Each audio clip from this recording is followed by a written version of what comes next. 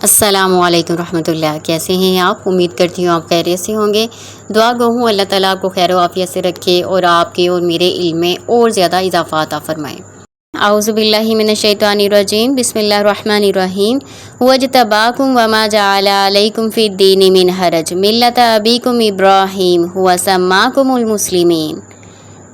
اللہ تعالیٰ کہتے ہیں تم وہ ہو، اللہ تعالیٰ نے تمہیں چنا ہے، خاص کر کے تمہیں چنا ہے، خاص برگزیدہ بنایا ہے، اور تمہارے لیے تمہارے دین میں کوئی تنگی نہیں رکھی، تمہارے باپ ابراہیم علیہ السلام کا دین، اور اس نے تمہارا نام مسلمان رکھا ہے۔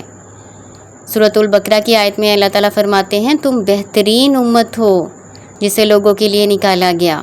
پھر اللہ تعالیٰ فرماتے ہیں کہ تم عدل کرنے والی امت ہو، امت وسط قرار دیا گیا، یعنی ہم کوئی عام لوگ نہیں ہیں، اللہ تعالیٰ نے ہمیں خاص ایک مقام عطا فرمایا ہے۔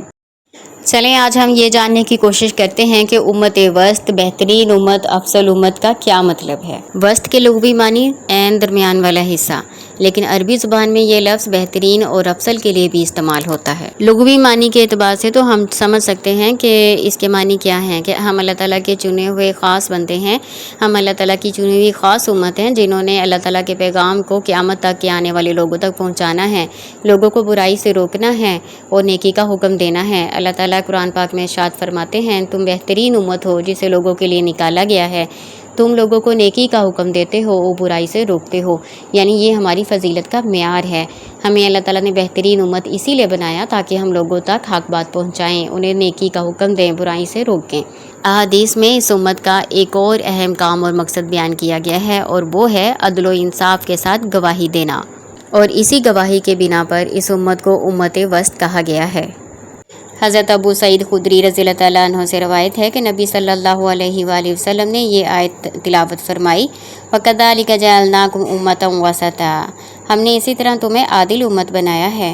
اس کے سلسلے میں فرمایا وسط سے مراد عدل ہے، یعنی انصاف پسند۔ اب وہ بات بھی سن لے جس کی وجہ سے اس امت کو امت وسط کا خطاب ملا، یعنی وہ کون سی گواہی ہوگی جو اس امت کو دینا ہوگی۔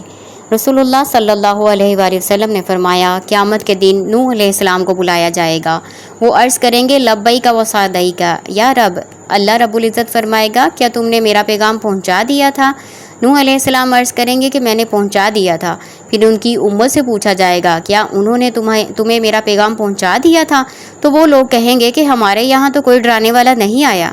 اللہ تعالیٰ فرمائیں گے نوح علیہ السلام سے کہ آپ کے حق میں کوئی گواہی دے سکتا ہے؟ تو وہ کہیں گے کہ محمد صلی اللہ علیہ وآلہ وسلم اور ان کی امت میری گواہ ہے۔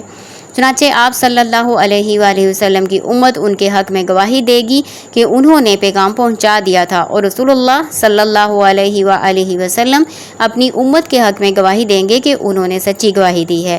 یہی مراد ہے اللہ کے اس ارشاد سے، وَكَذَلِكَ جَعَلْنَاكُمْ أُمَّةً وَسَطًا لِتَكُونُوا شُهَدَاءَ عَلَى النَّاسِ وَيَكُونَ الرَّسُولُ عَلَيْكُمْ شَهِيدًا۔ یہ حدیث صحیح بخاری میں موجود ہے۔ اس کے علاوہ سنن ابن ماجہ کی ایک اور حدیث اس کی تائید کرتی ہے، جس کا مفہوم اس طرح سے ہے۔ حضرت ابو سعید خدری رضی اللہ تعالیٰ عنہ سے روایت ہے کہ رسول اللہ صلی اللہ علیہ وسلم نے فرمایا قیامت کے دن ایک نبی آئے گا، اس کے ساتھ صرف 2 آدمی ہوں گے جو اس پر ایمان لائے، اور ایک نبی آئے گا اس کے ساتھ 3 آدمی ہوں گے، اسی طرح تمام نبیوں کے ساتھ زیادہ اور کم افراد ہوں گے۔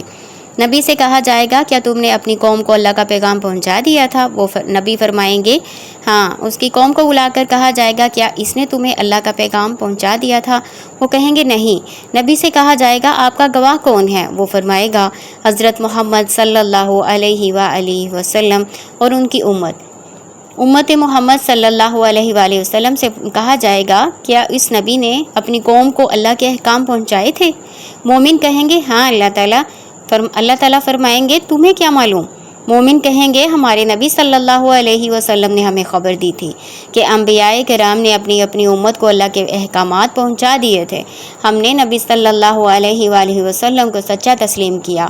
اللہ کے اس فرمان کا یہی مطلب ہے، وَكَذَلِكَ جَعَلْنَاكُمْ أُمَّةً وَسَطًا لِتَكُونُوا شُهَدَاءَ عَلَى النَّاسِ وَيَكُونَ الرَّسُولُ عَلَيْكُمْ شَهِيدًا، اور جیسے ہم نے تمہیں ہدایت دی اسی طرح ہم نے تمہیں افضل امت بنایا تاکہ تم لوگوں پر گواہ ہو جاؤ اور رسول تم پر گواہ گواہ ہوں۔ اللہ تعالیٰ کی آیات اور احادیث کی روشنی میں آپ پر واضح ہو چکا ہوگا کہ آپ کی قدر و منزلت کیا ہے۔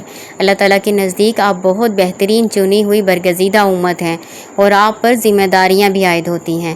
اللہ تعالیٰ سے دعا کرتی ہوں کہ اللہ تعالیٰ ہمیں صحیح طور پر اپنے دین کا فہم حاصل کرنے کی توفیق عطا فرمائے اور اپنی ذمہ داریوں کو سمجھنے اور ادا کرنے کی بھی توفیق عطا فرمائے۔